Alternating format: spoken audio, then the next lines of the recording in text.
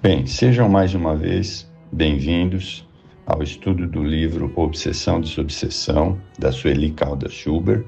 Nós estamos no capítulo 14 e vamos continuar esse capítulo, que ele é um capítulo grande, e o capítulo fala de como os obsessores agem, tá? Então vamos lá, vou continuar da onde paramos.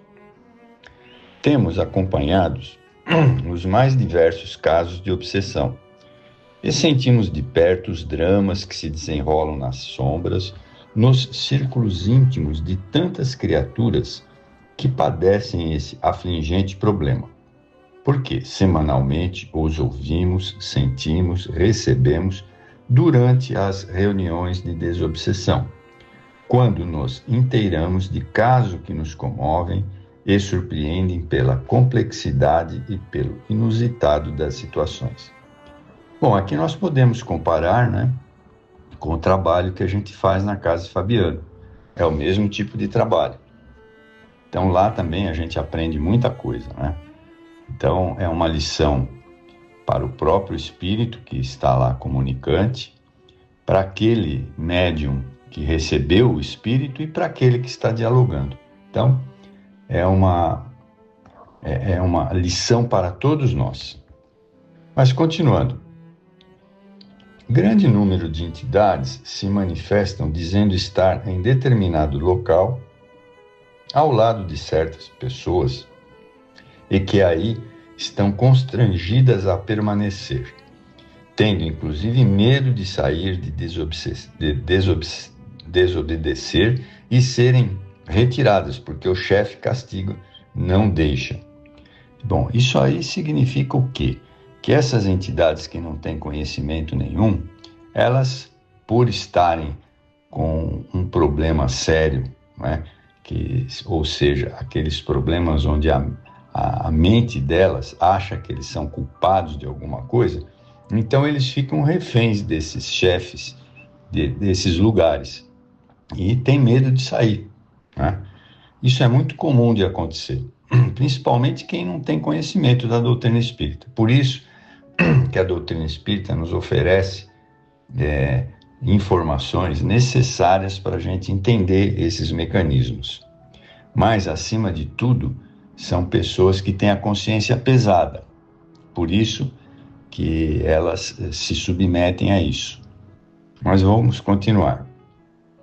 Outras se comunicam confessando abertamente que foram encarregadas de assustar determinadas criaturas ou família, e por isso provocam brigas, intrigas, confusões, insuflando ideias desse teor naqueles que se mostram receptivos, envolvendo-os com seus fluidos perturbadores, rindo-se dos resultados, zombando do medo e das preocupações que acarretam, né?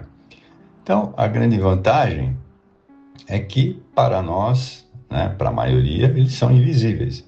Então, eles podem exercer essas atividades sem serem percebidos. Zombam declaradamente das pessoas, revelando o modo de ação que empregam com a finalidade de se vangloriarem da própria esperteza e infundirem o temor entre os participantes da reunião, visto que também os ameaçam de usar seus lares os mesmos métodos. Certa vez, numa reunião em que colaboramos, sentimos a presença de um grupo de espíritos desencarnados entre 15 e 18 anos. Tinham a aparência desses que vemos nas ruas, denominados pivetes ou trombadinhas. Dentre eles, comunicou-se uma mocinha desencarnada aos 17 anos, maltrapilha, extremamente zombeteira. Contou-nos que andavam ao léu pelas ruas, tal como faziam antes, dedicando-se especialmente a entrarem nos lares cujas portas estivessem abertas, e aqui no duplo sentido, físico e espiritual, com a finalidade de provocar desordens e brigas entre os moradores. Isto descrito num linguajar peculiar com a gíria comumente empregada. Também contou que tinham prazer em usufruir do conforto dessas casas, refestelando-se nas poltronas macias e desfrutando de comodidades que não tiveram em vida. Obviamente, isto só era possível nos lares que, embora havendo conforto material, o ambiente espiritual não diferenciava muito do que ele era próprio com esses pivetes desencarnados, né? Aqui a gente pode fazer uma observação, né? Aqueles que fazem o evangelho no lar não correm esse tipo de risco. Por quê? Porque os mentores não permitem que qualquer espírito adentre nossa casa. Mas para isso é necessário fazer o evangelho no lar, tá? Bom, mas continuando. Foi preciso muito amor e carinho de toda a equipe para conscientizá-los de que existia para todos uma vida bem melhor, se quisessem despertar para ela. Que havia ao lado deles pessoas que a amavam e que desejavam aproximar-se para auxiliá-los. E que, acima de tudo, estava Jesus, o amigo maior, que não desampara nenhuma de suas ovelhas. Com a carência de amor dessas almas fosse bem maior do que a revolta que os abrasava, aos poucos emocionaram-se com os cuidados e carinhos de que foram alvo, e no final, sob a liderança da jovem que se comunicou, uma espécie de porta-voz do grupo, e que foi também a primeira a se sentir amorosamente confortada, o grupo foi levado após a prece comovente feita pelo doutrinador. Durante a comunicação, foi-nos possível divisar alguns quadros da vida dessa menina que nasceu, cresceu e viveu em locais que homens habitualmente dominavam na sarjeta. Sua desencarnação foi trágica, vitimada pelos maus tratos de um homem. Esse pequeno grupo de espíritos não tinha consciência completa do mal que causavam, embora desejassem fazê-lo vingando-se da sociedade que sempre os desprezara. Viviam de modo quase semelhante ao que se levavam quando na vida material, apenas sentindo-se mais livre com mais facilidade de ação. Não tinham ciência de que poderia haver para eles um outro tipo de existência, revelando-se-lhes na reunião aquele outro caminho, os das bênçãos do alto em forma de trabalho digno e edificante.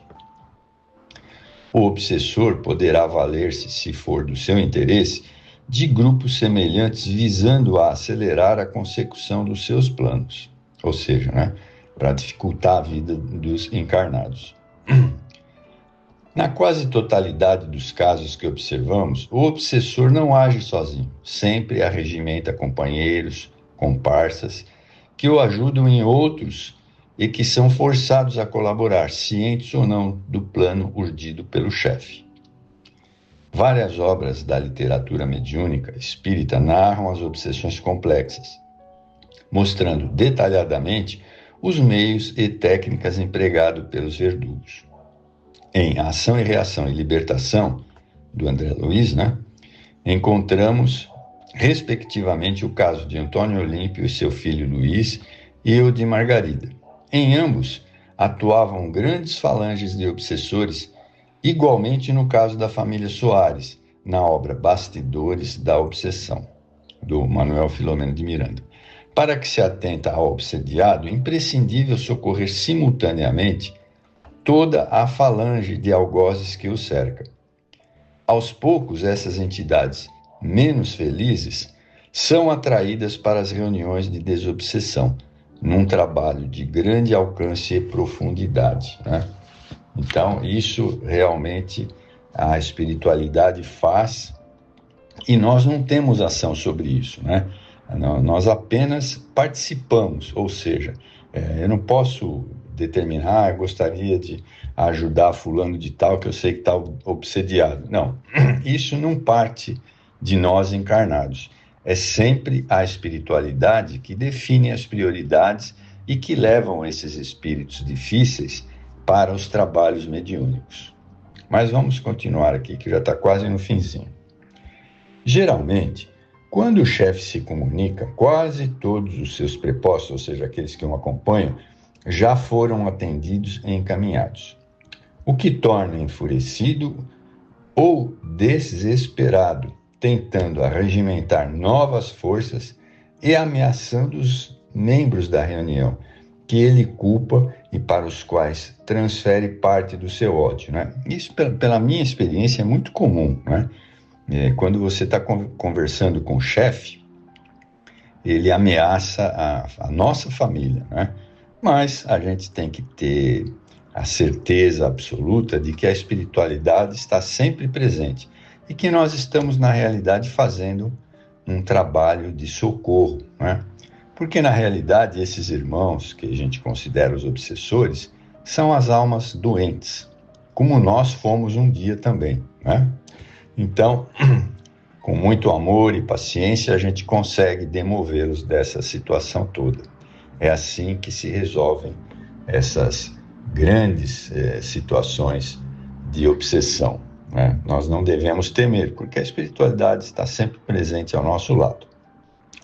Mas vamos continuar aqui. Daí porque é fundamental que a reunião seja toda ela estruturada na fé inabalável, no mais acendrado amor ao próximo, na firmeza e na segurança que une todos os seus integrantes, especialmente sob a amorosa orientação de Jesus e dos mentores espirituais, que são, em verdade, o sustentáculo de todo o abençoado ministério socorrista. Frente a um obsessor cruel e vingativo que ameaça não só os da equipe encarnada, mas que diz estender o seu ódio aos familiares dos que ali estão presentes, desafiando-os com todos os tipos de agressões verbais. Evidentemente, sofrendo a necessária censura do médium, que as transmite, que só deixa passar aquilo que o bom senso permite. Isso para os médiuns que já são treinados para isso, né? Mas que ainda assim são de molde a atemorizar os menos afeitos a esse serviço, né?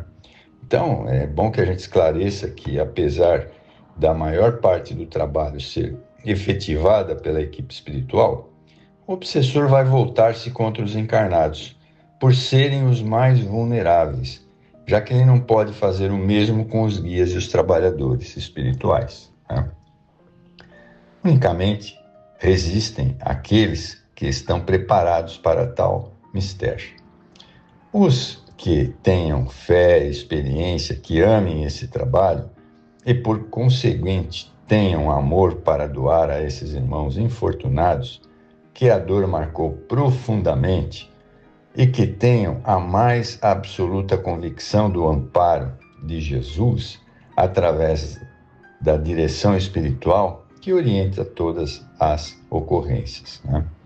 E, por que não dizer, estejam preparados para sofrer e chorar pela dor que asselvaja esses corações e o transforma em seres quase irracionais. Tão amargurado ódio, tão angustiantes conflitos nos ferem também o coração, que se repleta de amor por eles, verdugos e vítimas, já que também um dia, perdido nas brumas do passado, padecemos as mesmas inenarráveis torturas, que hoje a doutrina espírita veio consolidar, explicar e ensinar-nos a curar, né? Então, quase todos nós passamos por essas dificuldades. Um outro livro que eu sugeriria para vocês sobre essa parte, que é muito interessante, é o Diálogo com as Sombras, do Hermínio Miranda.